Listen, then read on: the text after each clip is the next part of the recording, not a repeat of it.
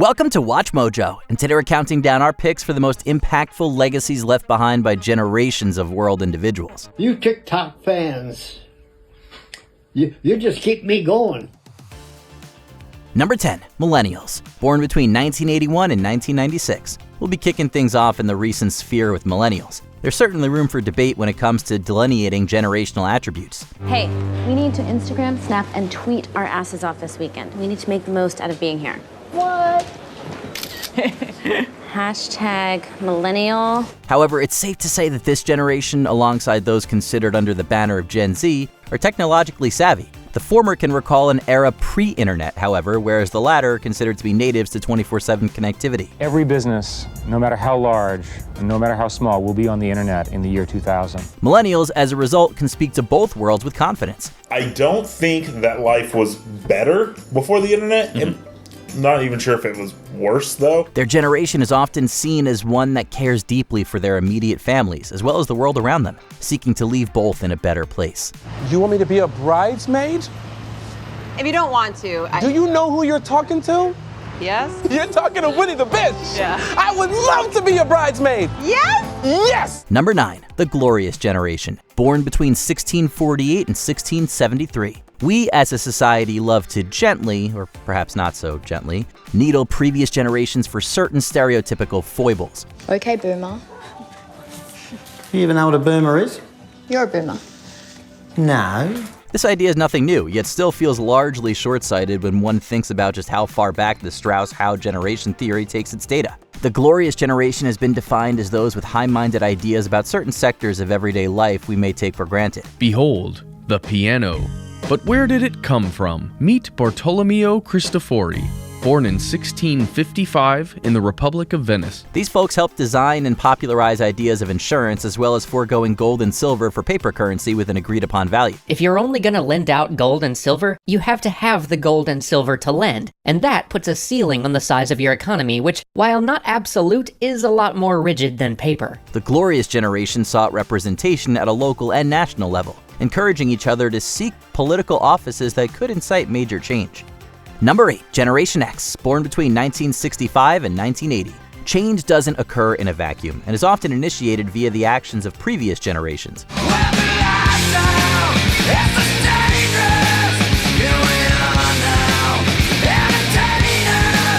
It was a different time is a phrase that often comes up when it comes to the laissez-faire attitude baby boomers had with regards to the raising of their Gen X kids. Those same kids obviously inherited a different world, but noticed this and made changes to their behavior.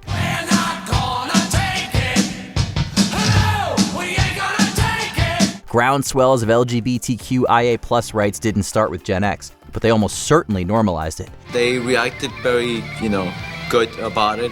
Meanwhile, Gen X parents often sought the safety of their children at all costs, tightening the loose leash of their folks with a style that some may refer to as helicoptering, yet Gen Xers might just call it caring. You are a patronizing, sinister helicopter parent. Number 7, Baby Boomers, born between 1946 and 1964. The old proverb of children being seen and not heard was thankfully ignored by the baby boom generation. Welcome to the Hotel California. These folks may be unfairly scapegoated today within memes and popular culture, but it's important to recognize that many boomers took active roles in their children's lives, at least in comparison to their forebears. Hey, Kevin, remember, the word is fun.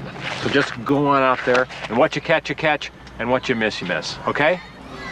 Okay, Dad. Baby boomers could see things both ways, having defied the conservative wishes of their own parents during the tumultuous 60s and 70s. This made the path easier for young people to express themselves, as opposed to living under the thumb of parental rule. You communicate with your parents? I can communicate with them on one level, and that now I've been away from home for 2 years, and at first it was very rough. Now they're beginning to mellow about it, Boomers also pushed forward art and culture in major ways, blurring boundaries of psychedelia and political dialogue in an important and enduring manner.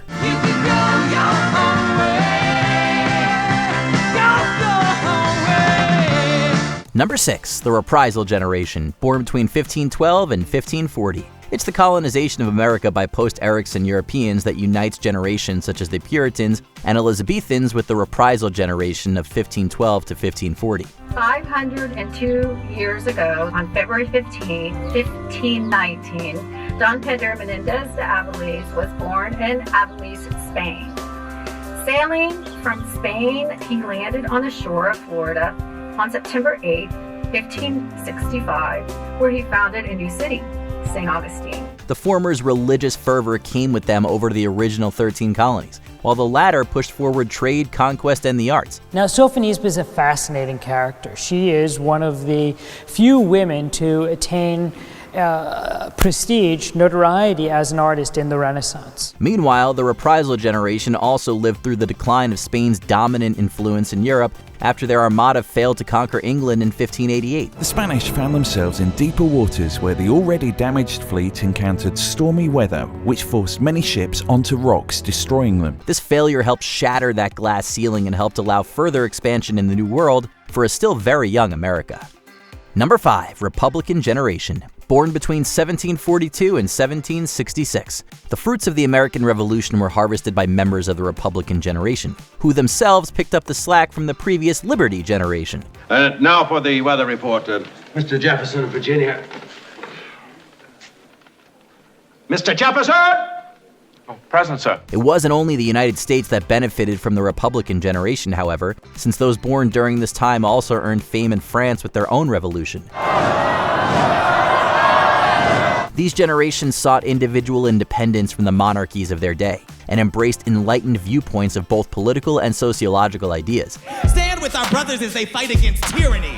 I know that Alexander Hamilton is here and he would rather not have this debate. It's important to note that the term republicanism under this meaning denotes inspiration from ancient Rome, specifically its appreciation of a self-governing spirit, political awareness, and energetic activity for change. Number 4, Missionary Generation. Born between 1860 and 1882. The struggles of America's Civil War helped define the lives of those born after its end in 1865. Heavenly Father, we want you to let our folks know that we died facing the enemy.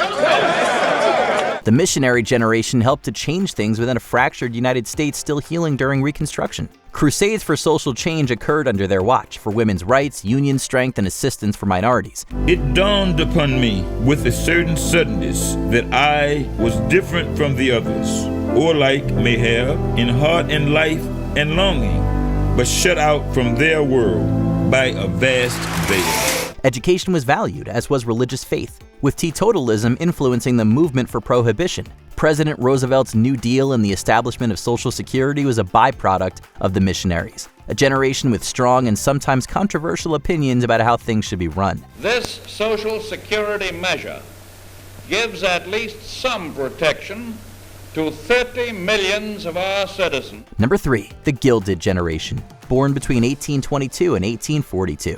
There is no perfect generation. The ideals and actions of any generation is subject for debate when it comes to its long-standing legacy. It was a fractious time in which a sense of desperation amidst growing wealth was emerging. The Gilded Generation desired material goods and were willing to do whatever it took to achieve a life free from fanatical devotion to religious or educational institutions. We are the rich, one partygoer remarked. We own America.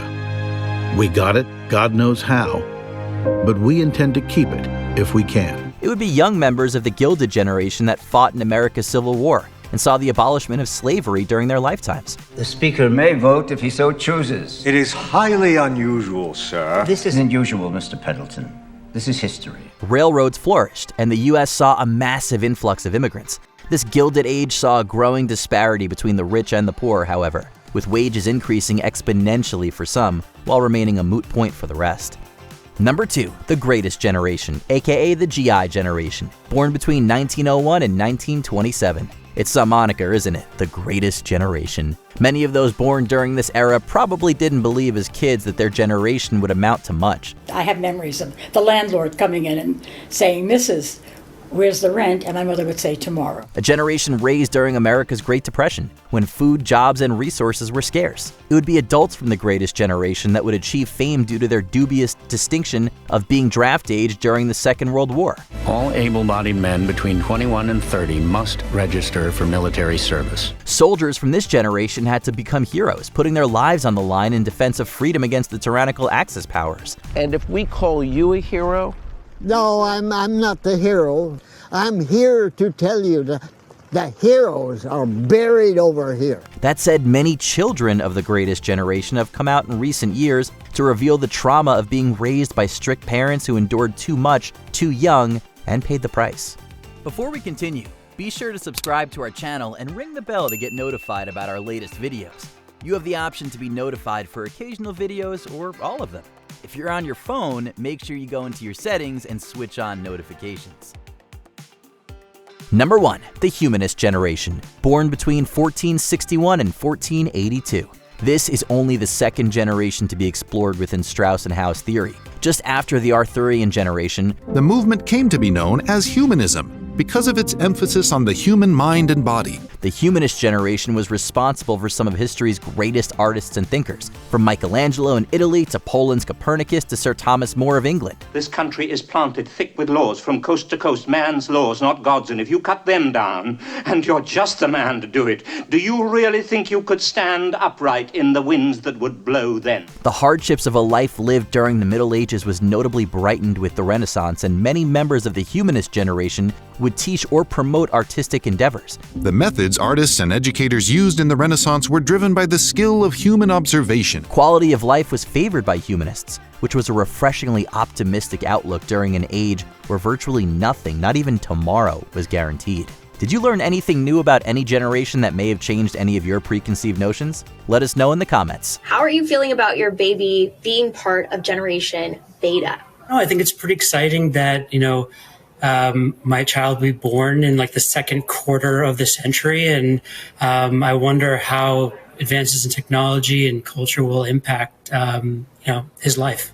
Did you enjoy this video? Check out these other clips from WatchMojo, and be sure to subscribe and ring the bell to be notified about our latest videos.